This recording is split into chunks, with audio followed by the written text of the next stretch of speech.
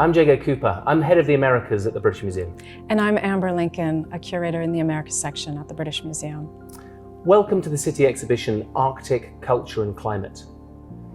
In the Arctic, climate change isn't a distant threat in the future. It's the lived experience right now.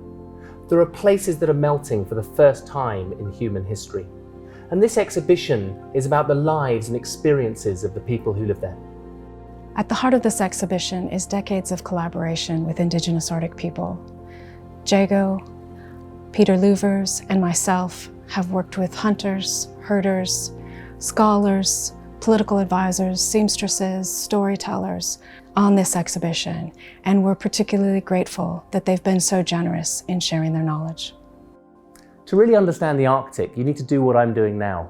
Stand on top of the North Pole and look down at the world. When you see the circumpolar north from this perspective, you start to understand some of the connections between the different places. From the Nenets of Siberia to the Inupiat of Alaska, from the Sami of Northern Europe to the Inuit of North America. These cultures are incredibly diverse and have their very own histories, but there's one thing which bonds them together. What I'm standing on is the sea ice, and that's melting at an astonishing rate.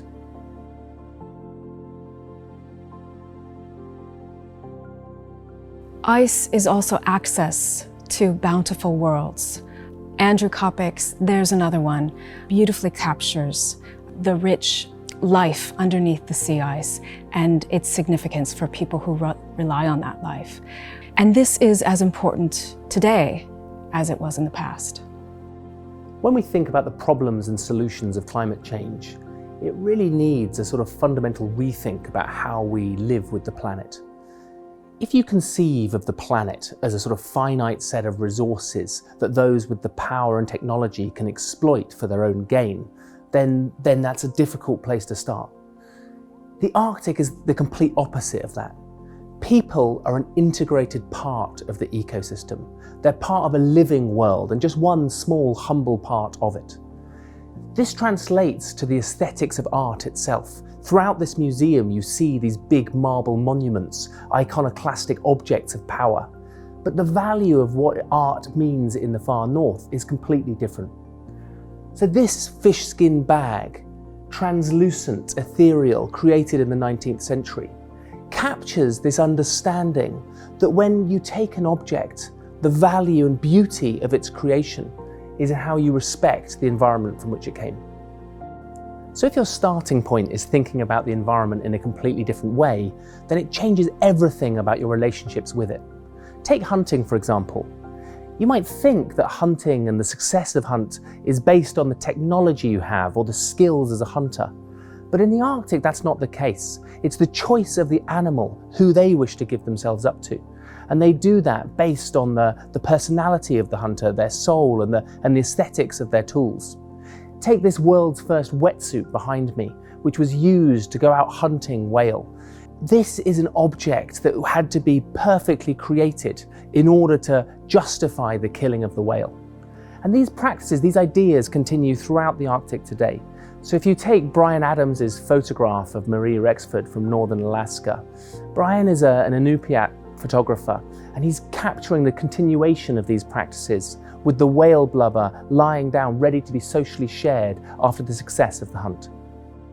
For Arctic Indigenous people, the weather isn't something to be resisted or overpowered. It's something to be used. It's a tool to be harnessed.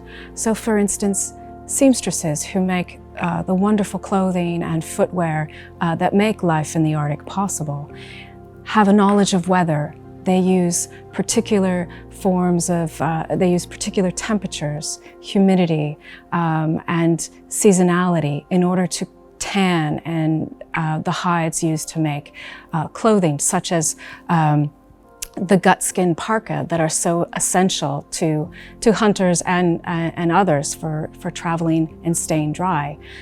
They tan the gut skin in a deep freeze, the coldest part of winter, to get this very opaque white with flexibility. This is weather knowledge that people use. In frozen climates, icy seas, being able to predict the weather is essential knowledge for hunters and reindeer herders. In conversations we had with hunters in Shishmaref, Alaska, for instance, Delano Barr explained to us how he learned from his grandparents and father to predict the weather. And they used the stars, they used the color of the sky, they observed animals to see how they were behaving. And this was essential before hunting through kayak, for instance. You needed to know the swell of the waves. Was the ice coming in? Unfortunately, with global climate change, these generations of knowledge, of patterns of weather knowledge, is made obsolete as global climate change is making weather patterns alter so significantly. And hunters like Delano Barr have stressed that we all have to adjust ourselves to the weather. We have to make changes. When everything started changing due to global warming, oh boy, that messed up everything. The way of thinking and the way we live, because our ocean would be completely frozen by October. I mean, with this climate change now, it's still summertime in October here, up here. And we're near the Arctic Circle. We're just a few miles south of the Arctic Circle in Shishmaref here. Many people don't realize that the Arctic has been populated for more than 30,000 years. People were living in the far north long before Britain was repopulated after the last ice age. And these people in the far north have lived through big changes before. And what we see from their technologies, from the things they leave behind, is their amazing ability to adapt and develop new technologies. One of the reasons we know so much about Arctic prehistory now is that these objects are now melting out of the permafrost due to climate change. Here we see some objects from some walrus hunters living in northern Siberia around 1,500 years ago. The beautiful intricacy of the walrus bone and ivory shows how these people were creating objects using materials traded in from the south. You can see small pieces of iron hafted in the adze heads. This essence of the Arctic, this ability to adapt to large amounts of change, to innovate with new technologies, these are essential skills that people in the Arctic would need today.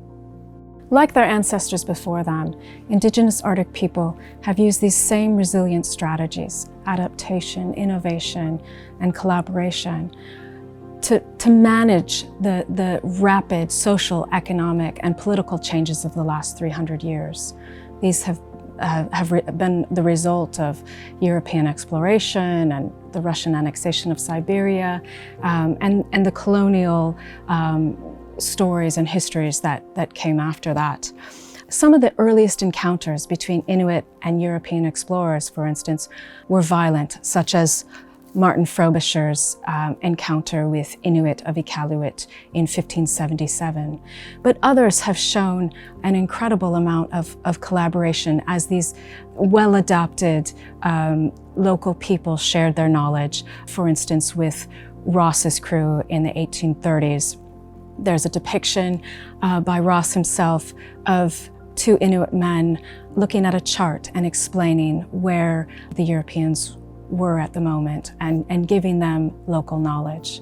And in turn, the Europeans who were often ill-equipped for these harsh climates were incredibly impressed with the innovative technology and the use of resources that many of the people they encountered had displayed, such as this early Inuit sled from northern Greenland, which is made and remade from many different materials, driftwood, antler.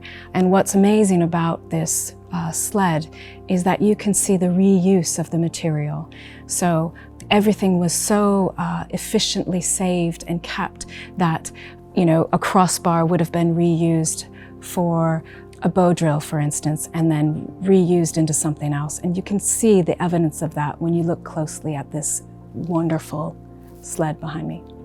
This is an Inukshuk, An Inukshuk is a place marker in the landscape, and you can find them throughout the far north, created by the Inuit. This particular one is one built by Peter Urnik, who's from Naujat in Repulse Bay. After many years of discussion, Peter came over to London and went down to a quarry in Kent, and then took out some Kentish ragstone and built this Inukshuk right here in the British Museum. In a way, they act as markers or places in landscape that can connect up the geographies of London and the far north together. And when you hear Peter Urnik talk, for him, they act as symbols of resilience, symbols of knowledge that are passed down through generations and that remain to today. Inukshuk is a really good way to learn about Inuit culture, Inuit customs and Inuit traditions, because as I said, Inukshuk is a symbol of survival for Inuit since many thousands of years ago.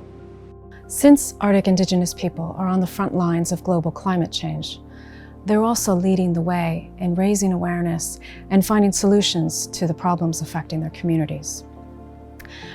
We've asked 2 Indigenous Arctic organizations to curate this section.